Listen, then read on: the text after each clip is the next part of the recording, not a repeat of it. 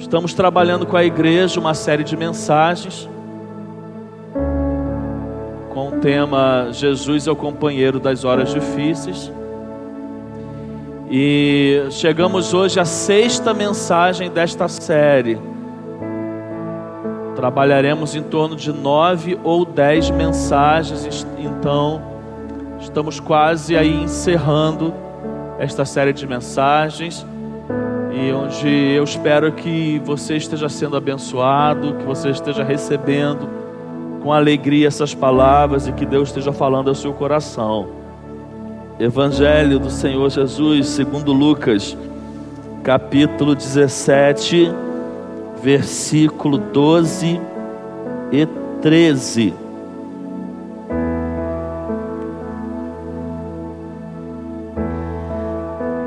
Ao entrar num povoado, 10 leprosos dirigiram-se a ele.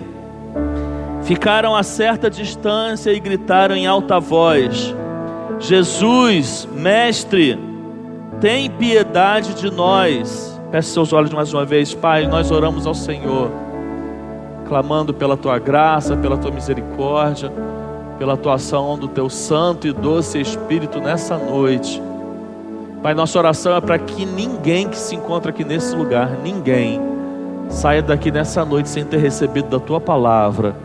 Oramos em nome de Jesus, amém e amém. O tema dessa mensagem, o título dessa mensagem: em meio à miséria, Jesus é o companheiro das horas difíceis. A primeira coisa que eu quero fazer nessa noite é explicar aos irmãos por que eu utilizei a palavra miséria para esse título da mensagem nessa noite. A palavra miséria, irmãos, num significado que talvez seja mais conhecido, todos nós conhecemos, nós temos como significado para essa palavra um estágio de extrema pobreza, né? Uma situação de pobreza extrema que nós definimos como miséria. Então, quando pensamos na palavra miséria, a primeira coisa que vem à nossa mente é alguém totalmente desprovido de recursos, um estágio em extrema pobreza. E que é verdade, o significado dessa palavra é isso.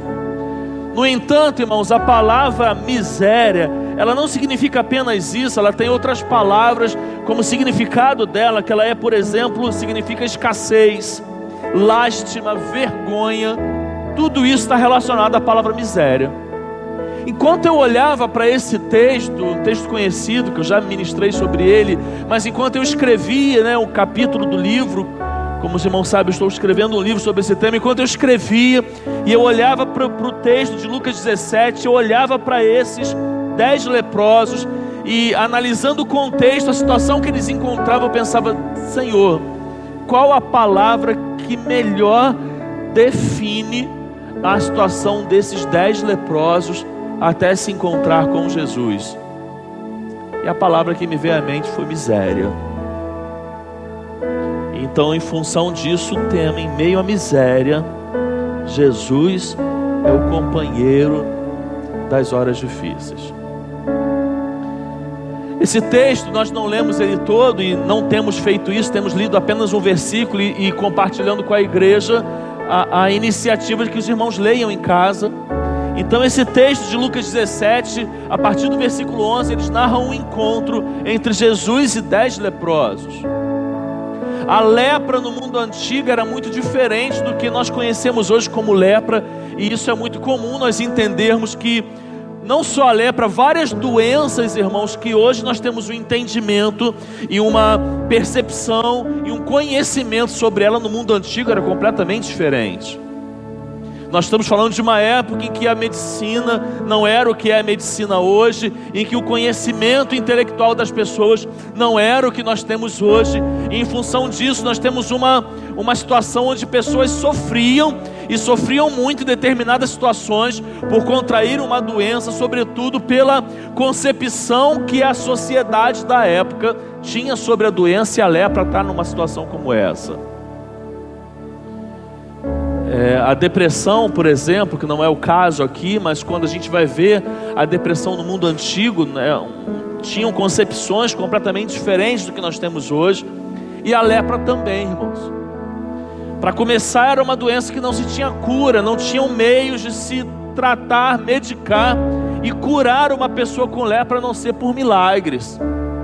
Se não houvesse algo sobrenatural da parte de Deus sobre um leproso, aquele leproso ficaria leproso até o final da sua vida, talvez morreria em função disso. Essa era uma das questões relacionadas à lepra. A outra questão relacionada à lepra, irmãos, era a concepção que as pessoas tinham dela, porque tinham concepção de que a lepra era uma doença contraída por castigo divino. Então não era simplesmente uma enfermidade que qualquer pessoa pudesse contrair, mas era uma enfermidade que quem a contraísse, essa era a concepção da época, haveria contraído por castigo divino. Deus queria castigar aquela pessoa e por isso lhe enviou uma enfermidade de lepra. Então ter lepra no mundo antigo, irmão, significava: sou um desprovido do favor divino, sou um amaldiçoado. A lepra foi conceituada como lepra no século 600 a.C. Só que doenças iguais ou semelhantes a ela sempre existiram, mas só no ano 600 a.C. ela foi conceituada como lepra. E qual era o contexto, irmãos, que um leproso nessa época de Jesus vivia? Bom, quando alguém tinha uma doença que poderia ser lepra, então imagine algo no corpo da pessoa, que quando a pessoa identificava aquilo, suspeitava-se ser lepra. A pessoa deveria ir até o sacerdote, não era ninguém da área que fosse um curandeiro ou qualquer outra coisa, era o sacerdote, era um líder religioso, justamente por ter essa concepção de que a lepra estava ligada a um castigo divino. Então a pessoa, ao suspeitar que tivesse uma lepra, ela deveria ir até o sacerdote, e o sacerdote agia dentre várias funções como se fosse um fiscal de saúde. Então quando essa pessoa chegava até o sacerdote, em função das leis do Antigo Testamento, porque até no livro, das leis, naquilo que Deus deu a Moisés, e Moisés deu ao povo, tinha explicações sobre a lepra. Então o sacerdote, a partir das leis, ele avaliava aquela pessoa, analisava e sentenciava se o que ela tinha era lepra ou não.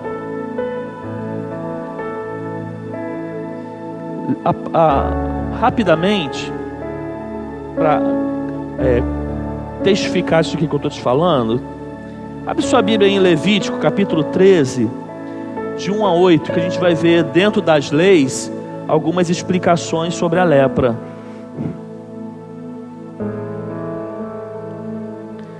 Levítico capítulo 13, de 1 a 8. Presta atenção. Disse o Senhor a Moisés e a Arão: quando alguém tiver um inchaço, uma erupção ou uma mancha brilhante na pele, que possa ser sinal de lepra, será levado ao sacerdote Arão ou a um dos seus filhos que seja sacerdote. Este examinará a parte afetada da pele, e se naquela parte o pelo estiver se tornado branco e o lugar parecer mais profundo do que a pele, é sinal de lepra. Depois de examiná-lo, o sacerdote o declarará impuro. Se a mancha na pele for branca, mas não parecer mais profunda do que a pele, e sobre ela o pelo não tiver se tornado branco, o sacerdote o porá em isolamento por 7 dias. No 7º dia o sacerdote o examinará, e se verificar que a parte afetada não se alterou nem se espalhou pela pele, o manterá em isolamento por mais 7 dias, ou seja, completando 14, só por suspeita se é lepra ou não. Ao 7º dia o sacerdote o examinará de novo, e se a parte afetada diminuiu e não se espalhou pela pele, o sacerdote o declarará puro. É apenas uma erupção. Então ele lavará as suas roupas e estará puro. Mas se depois que apresentou ao sacerdote para ser declarado puro, a erupção se espalhar pela pele, ele terá que se apresentar novamente ao sacerdote. O sacerdote examinará, e se a erupção espalhou-se pela pele, ele o declarará impuro, pois trata-se de lepra. Então alguém na época de Jesus, ao perceber em seu corpo possíveis sintomas de lepra, deveria procurar o sacerdote. E declarado pelo sacerdote como um leproso, estava sentenciado como um impuro e não poderia mais conviver em sociedade. Como assim, pastor? Não conviver mais em sociedade? Ele não poderia mais morar da sua casa, ele tinha que sair da sua casa. Não importa se ele tinha esposa, filhos, quem ele era, se ele era o esposo, se ele era a esposa, se ele era os filhos. Tendo lepra dentro da casa com os seus familiares, não poderia mais estar.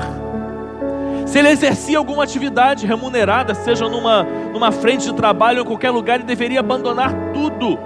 E ao abandonar tudo, ele iria se distanciar da cidade e ir para um lugar que eles consideravam como um leprosário, na maioria das vezes afastado da cidade, como se fossem cavernas, se encontrar com outras pessoas que ali estavam leprosos igual ele, e ali seria o lugar da sua moradia, totalmente excluído e isolado, como se fosse um retiro. E ele ficaria ali enquanto leproso, somente poderia sair dali se um dia ele fosse curado.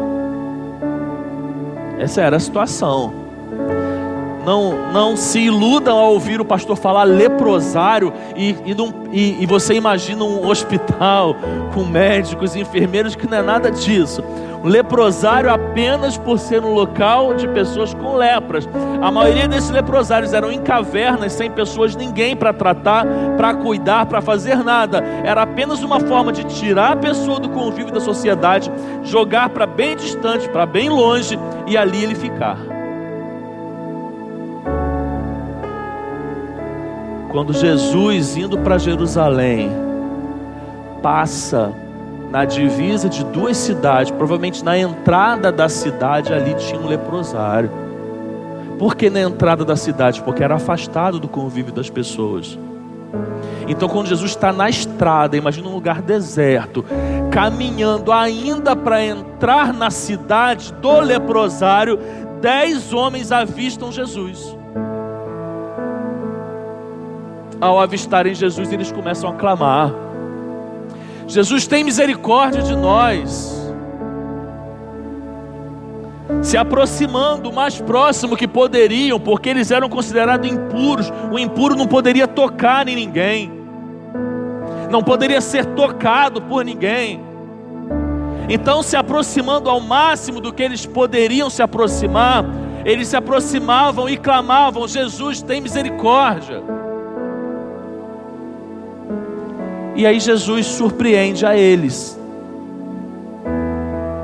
Porque Jesus, diz o texto, Jesus não se aproximou, não colocou a mão e falou: olha, eu curo vocês, em nome do Pai vocês estão curados. Jesus não estendeu a mão de onde ele estava e os curou de imediato. Mas Jesus surpreendeu a eles, porque falou para eles: olha, saiam daí e vão e se apresentem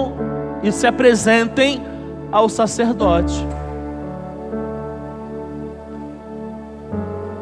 Mas qual deveria ser o estágio deles ao se apresentar ao sacerdote? Somente curado. Eles só poderiam se apresentar ao sacerdote, ou deveriam se apresentar ao sacerdote, quando olhassem para os seus corpos e não vissem mais marcas de lepra, e pudessem suspeitar: eu estou curado, vou me apresentar ao sacerdote para que ele possa me devolver a vida, me devolver o convívio à sociedade. Só que quando Jesus diz para eles: saem daí, vão e se apresentem aos sacerdotes, eles não estavam curados. Não vou me aprofundar, porque nós falaremos no decorrer da mensagem. Mas isso aqui, queridos, nós vamos ver no decorrer da mensagem, que é um momento que Jesus coloca eles à prova. Porque eles sairiam daquela condição ainda leprosos. Eles sairiam daquela condição ainda enfermos. Mas os 10 saíram. Os 10 obedeceram a Jesus, os 10 foram. E aí diz a Bíblia que enquanto eles caminhavam, que enquanto eles iam, eles foram curados, eles foram purificados. Ao chegar de frente ao sacerdote, os 10 estavam curados. Só que o texto nos surpreende com mais uma informação, que também vai falar conosco nessa noite. Dos 10, apenas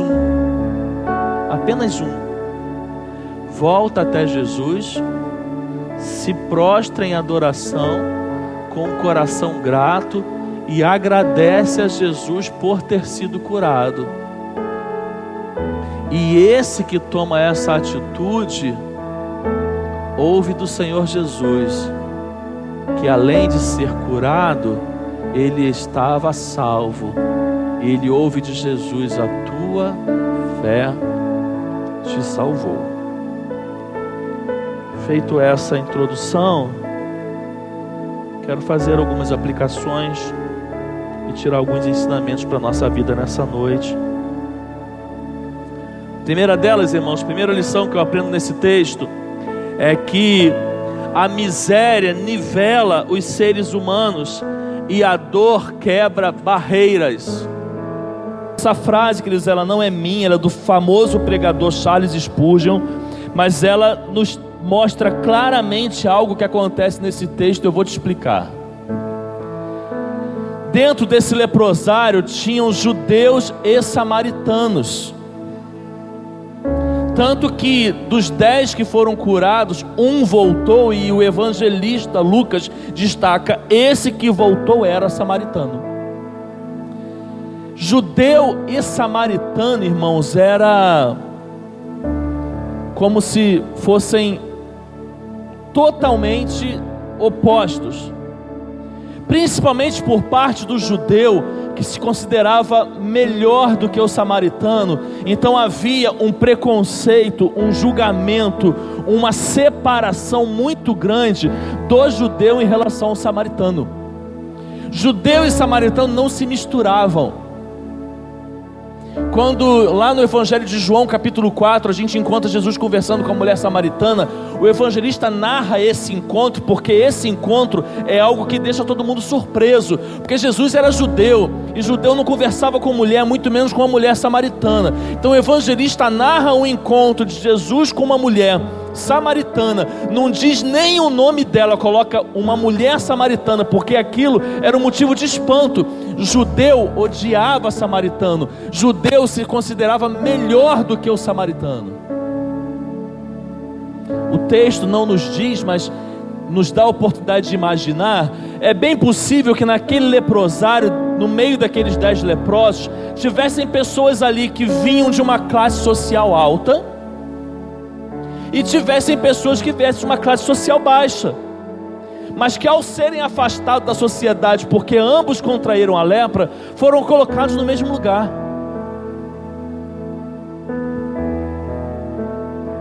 E nós estamos falando de algo muito comum ao nosso dia, ao contexto em que vivemos. Estamos falando de diferenças. Só que o texto nos ensina, irmãos, que existem lugares na vida que as diferenças caem. Você consegue entender o que eu estou dizendo? Tem lugar que não importa se você tem muito ou se você tem pouco dinheiro. Tem momentos na vida que não importa a cor da sua pele. Tem momento na vida que não importa a sua raça, o seu contexto social, a sua religião, a sua casta, seja o que for. Tem momentos na vida em que as diferenças caem. Existem momentos na vida que nós nos deparamos com os leprosários da vida. Os leprosários da vida nos colocam em situações de igualdade.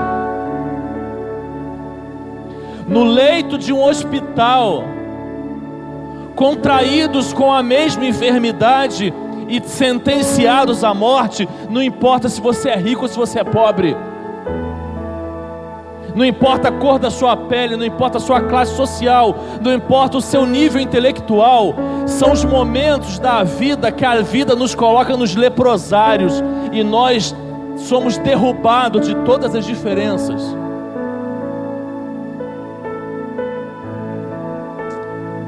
A desgraça, irmãos, faz de estranhos amigos íntimos.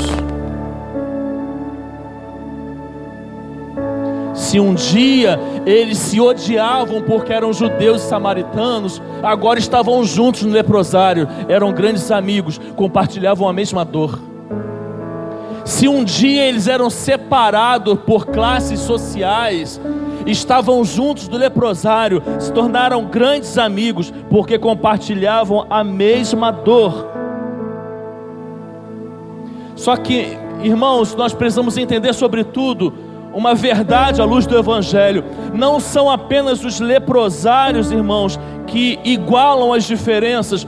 O reino de Deus, o Evangelho do qual nós vivemos, precisa ser um lugar que derrube a diferença.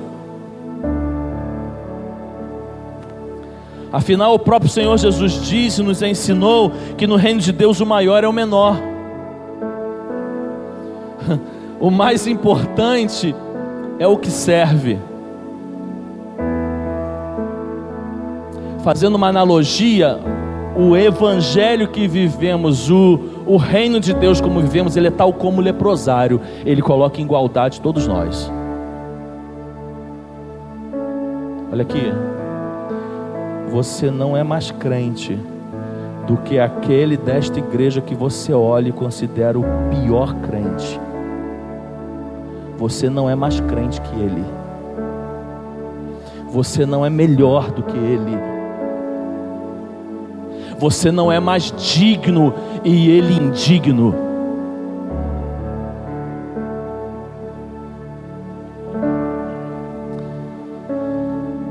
Algumas pessoas, irmãos, chegam à conclusão que algumas pessoas precisam descer, às vezes até o estado de miséria, para tirar as maiores lições e ensinamentos da vida. Tem pessoas que não aprendem sobre o que é vida. Tem pessoas que não aprendem sobre o que é evangelho. Tem pessoas que não aprendem sobre o que é reino de Deus, enquanto não descerem na miséria, para que apenas na miséria elas possam ser ministradas por Deus e tirar dali os maiores ensinamentos e lições para a vida.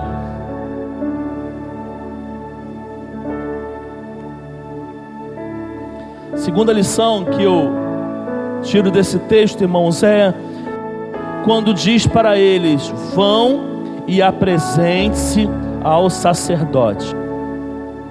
Irmãos, o poder de Jesus, ele é inquestionável. Isso é visto em todos os evangelhos. Já dissemos aqui em outras mensagens que lá em João, no evangelho de João, o Senhor Jesus recebe um oficial de um rei. E ao receber o oficial desse rei, cujo filho estava doente, o Senhor Jesus nem vai à sua casa, ele dá apenas uma palavra e esse filho é curado. Nós já vimos aqui em mensagens anteriores, Jesus indo a Betânia, por exemplo, e ressuscitando aquele que havia morrido há 4 dias. Então, o poder de Jesus, irmãos, nos evangelhos, ele é inquestionável. Então, não temos dúvida do poder de Jesus, sobretudo quando lemos os evangelhos. Jesus tinha e tem todo o poder para curar qualquer enfermidade. Ele poderia com apenas uma palavra curar aqueles 10 homens. O Senhor Jesus, não há impuro para eles, tanto que ele se permitiu ser tocado pela mulher do fluxo de sangue, que também dentro da lei judaica era considerada impura. Não havia impuro para o Senhor Jesus. Ele não se priva de ser tocado por esses leprosos. A questão não é essa. O Senhor Jesus, quando chegou na casa de Jairo e sua filha estava morta, um judeu também não poderia tocar num cadáver, porque também estaria impuro. Ele toca no cadáver. Para o Senhor Jesus não tem isso. A questão não é tocar ou não tocar no leproso, ser tocado ou não ser tocado por ele. O Senhor Jesus poderia tocar, o Senhor Jesus poderia ser curado, o Senhor Jesus poderia curar de imediato a cada um deles, mas o Senhor Jesus decide colocá-los à prova. O Senhor Jesus decide provar a fé desses homens. E ao provar a fé desses homens, o Senhor Jesus diz para eles: vão em direção ao sacerdote. Porque ao sair dali, debaixo dessa ordem, eles sairiam sem estar curados. Eles sairiam leprosos. A caminhada deles, irmãos, em direção ao sacerdote, iniciaria com eles ainda na mesma condição, ou seja, leprosos. Porque a palavra do Senhor Jesus, além de ser uma palavra de poder, irmãos, ela também é uma palavra que requer de nós obediência. E grave uma coisa: para obedecer é necessário se submeter à vontade do Pai, porque ela é boa, perfeita e agradável. Vão em direção ao sacerdote. Era preciso crer, era preciso exercitar a fé. Ao dar o primeiro passo, irmãos, esse primeiro passo seria um passo de fé. Isso aqui nos ensina muita coisa, irmãos. Porque nos momentos de miséria, Jesus nos convida a seguir em frente, a caminhar, a não desistir.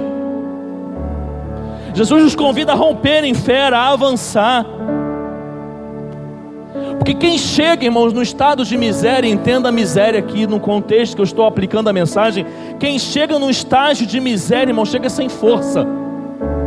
Quem chega num estágio de miséria na vida, chega prostrado, chega derrubado, chega marcado por tantas coisas ruins que viveu. Mas são nessas horas, irmãos, que o Senhor Jesus nos convida a levantar, ainda que seja sem forças, a levantar, a buscar força nele e a caminhar, a dar o primeiro passo, a seguir em frente, a não ficar na prostração, a não ficar na acomodação. São nessas horas, irmãos, que o Senhor Jesus nos convida a não se permitir adoecer na alma. Porque às vezes adoecemos no corpo, mas permitimos que em função da doença do corpo adoeçamos na alma. E aí o que paralisa a nossa vida não é a enfermidade do corpo, é a enfermidade da alma. De modo que o nosso maior problema deixa de ser aquilo que contraímos no corpo, mas aquilo que permitimos que o que contraímos no corpo interfira na nossa alma.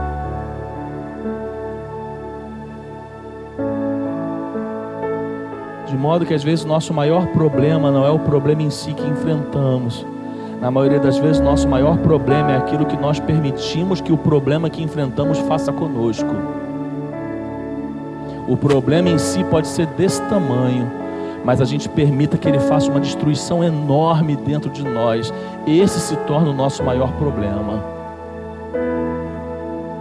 Quando adoecemos na alma, trocamos o olhar otimista pelo olhar pessimista. Quando adoecemos na alma, trocamos a esperança pela desilusão. Quando adoecemos na alma, sentenciamos por nossa conta aquilo que talvez Deus ainda não sentenciou. Se esses homens estivessem adoecidos na alma e não apenas no corpo, eles não seguiriam em frente, porque olhariam para o seu corpo, olhariam para as suas limitações, olhariam para as suas enfermidades e não veriam esperança para caminhar, esperança para dar um passo. Se sentiriam fracos, adoecidos, incapazes. Mas eles não olham para a enfermidade do corpo, eles olham para a esperança e para a fé que estava sendo nutrida dentro deles. Em função disso eles caminham. De modo que você nunca vai caminhar quando você fixar os seus olhos no seu problema em si. Você só vai conseguir caminhar quando você fixar os seus olhos na esperança e na fé que a pessoa e a fé em Jesus Cristo pode gerar em você. De modo que se você está prostrado hoje e quer caminhar, tira os olhos das circunstâncias e olha para Jesus.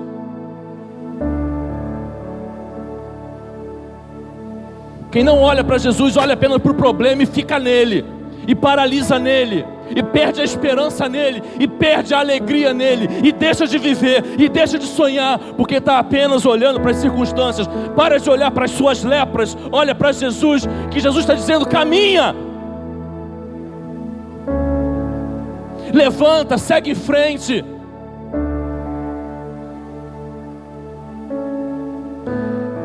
E é no caminho que Deus faz um milagre. É enquanto você caminha. Jesus não curou e não o curaria, isso digo eu, se eles ficassem ali. Jesus curou porque Jesus ordenou, eles obedeceram e eles caminharam. Quer encontrar aquilo que você busca? Caminha. Quer encontrar aquilo que você busca? Não se prostre. Quer encontrar aquilo que você busca? Não se acomode. Quer encontrar aquilo que você busca? Não permita que as circunstâncias adoeçam você por dentro.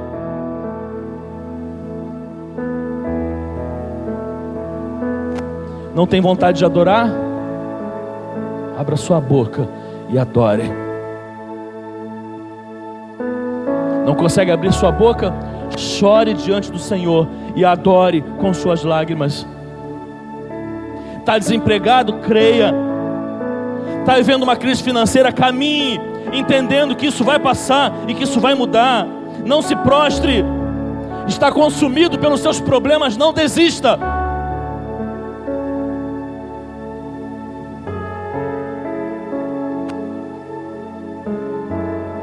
Terceiro lugar,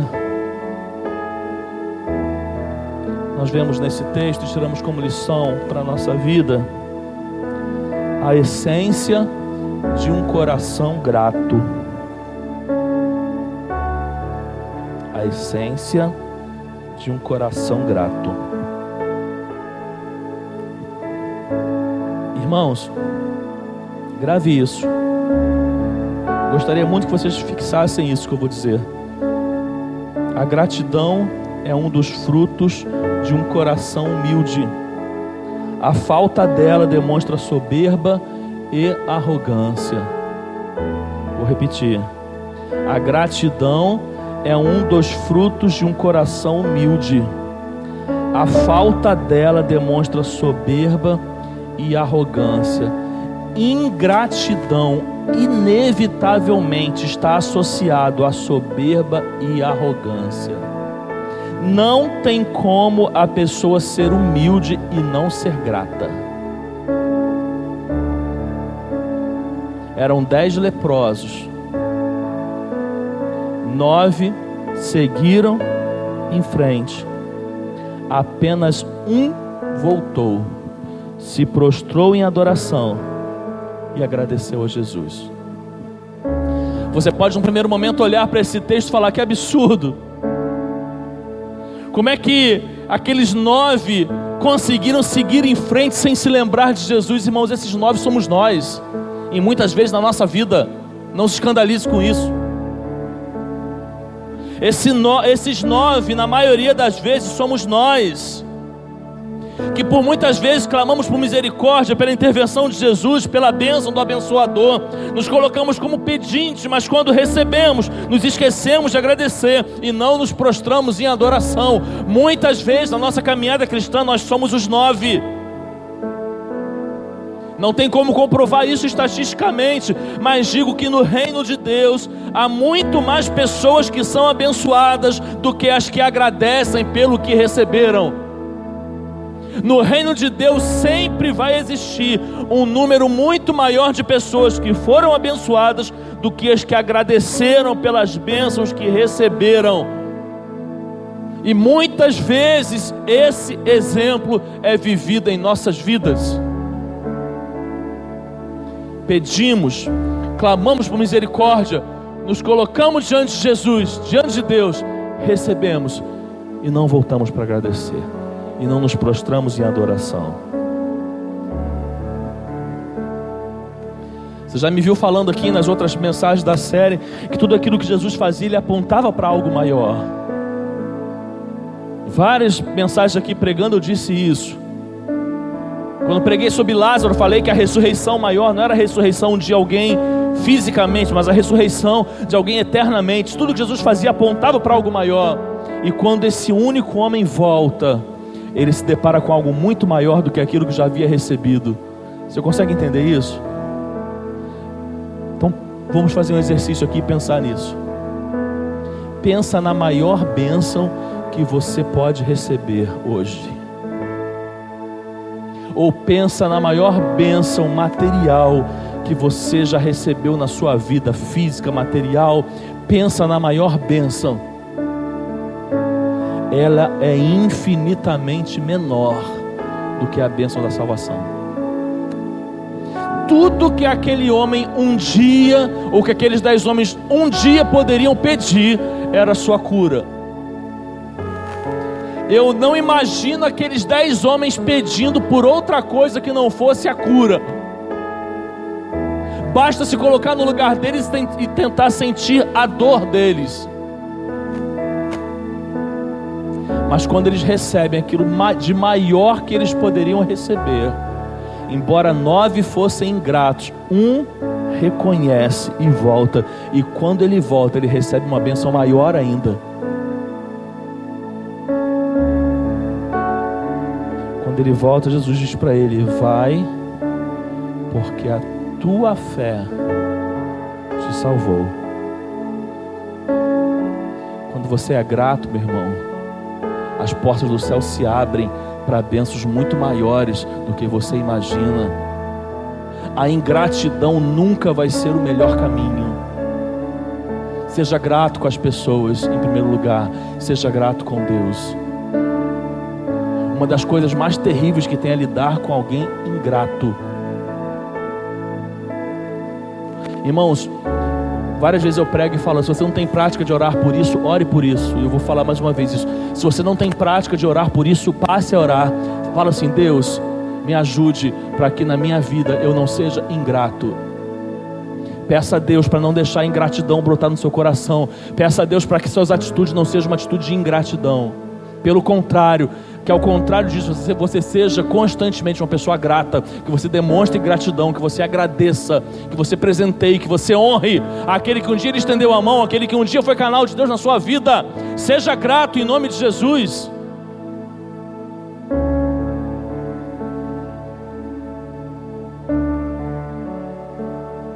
Quero destacar 2 frases aqui também para nossa reflexão. Olha, a cura é uma bênção temporal, mas a salvação é uma bênção eterna. Você pode ter a enfermidade que você tenha, você pode ser curado, mas a cura do seu corpo é uma bênção temporal, a salvação é uma bênção eterna.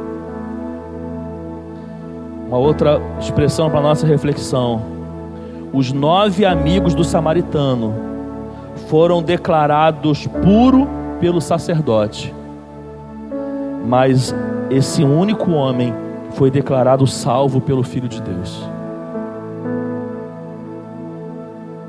Aqueles 9 receberam do sacerdote a declaração: você está puro.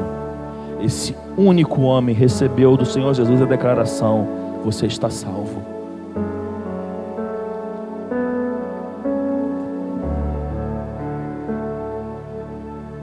Em último lugar,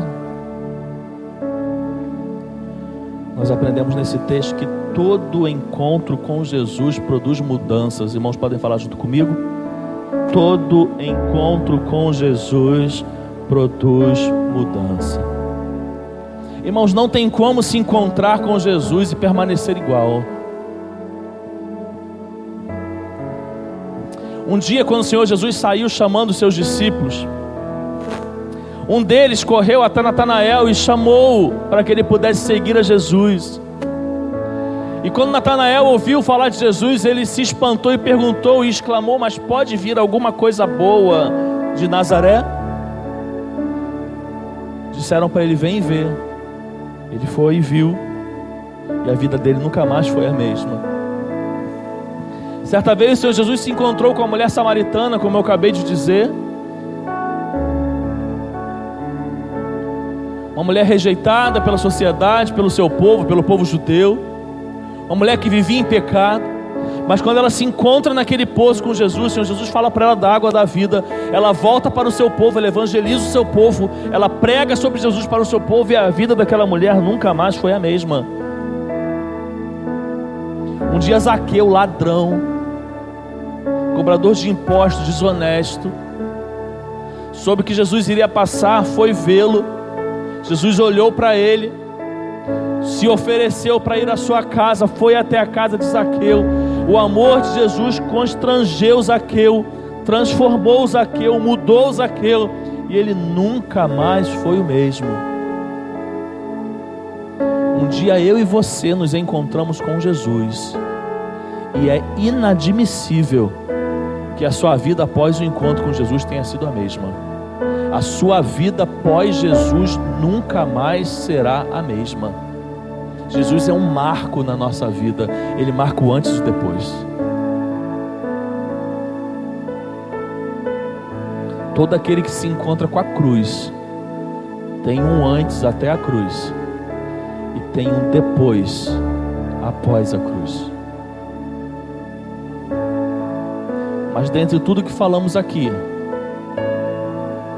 quero ministrar nessa conclusão de palavra, ministrar a você sobre a necessidade de você colocar a sua fé em prática, de você exercitar a sua fé e de você caminhar. Talvez de tudo que podemos destacar nesse texto, o mais importante seja a salvação que esse homem encontrou, e em segundo lugar, talvez o mais importante seja esse detalhe de que Jesus, embora pudesse fazer, não cura esses homens de imediato, mas fala para eles: caminhe, siga em frente, não desista. Eu não sei como você interpreta a sua experiência com Deus, isso é muito pessoal, mas eu interpreto, querido, que tem muitas coisas que a gente deixa de receber de Deus pela nossa posição, pela nossa atitude, pela nossa decisão. Eu creio que as vontades de Deus para nós, que sempre são as melhores, estão condicionadas também às decisões que nós tomamos em relação a Ele. E na maioria das vezes, a decisão que mais vai agradar o coração do Pai é a decisão de que eu vou caminhar, de que eu vou seguir em frente, de que eu não vou parar, de que eu não vou desistir.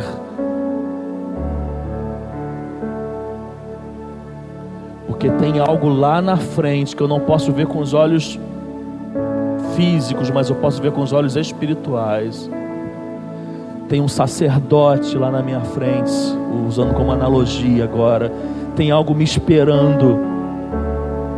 E tem uma palavra de Jesus. Essa palavra exige de mim obediência. Eu vou caminhar e eu vou seguir em frente, eu não vou desistir, porque lá na frente, é lá no meu futuro, é lá no amanhã que existem coisas da parte de Deus esperando por mim, mas que hoje exigem a minha decisão de caminhar, de levantar, de dar o primeiro passo, de seguir. Então eu não vou parar, eu vou seguir. Que essa seja uma palavra do Senhor para a sua vida, e que através dessa canção você possa declarar isso também ao Senhor. Fique de pé, vamos louvar o Senhor. Cada vez que a minha fé é provada, tu me dás a chance de crescer mais. As montanhas e vales, desertos e mares que atravesso me levam pra perto de ti.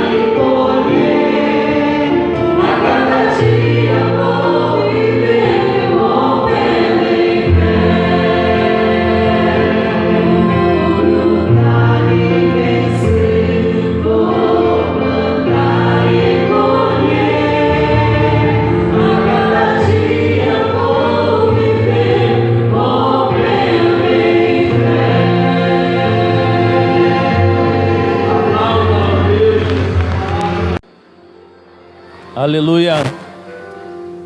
Coloque a mão no seu coração. Pai, em nome do Senhor e pelo poder do Teu Santo Espírito, Pai, nós queremos nesse momento, Pai, abençoar, na qualidade de ministro do Teu Evangelho, eu quero abençoar cada vida que se encontra aqui nessa noite, cada servo e serva do Senhor que recebe essa palavra. Toma uma decisão diante de Ti, de romper em fé. Pai, que a caminhada que se inicia ou reinicia hoje, seja uma caminhada, Pai, em direção ao milagre, seja uma caminhada em direção ao extraordinário, seja uma caminhada em direção ao sobrenatural, que as bênçãos do Senhor, a cura, o poder, o milagre, a transformação, estejam sendo derramados sobre cada vida aqui nessa noite, e que a bênção esteja logo ali.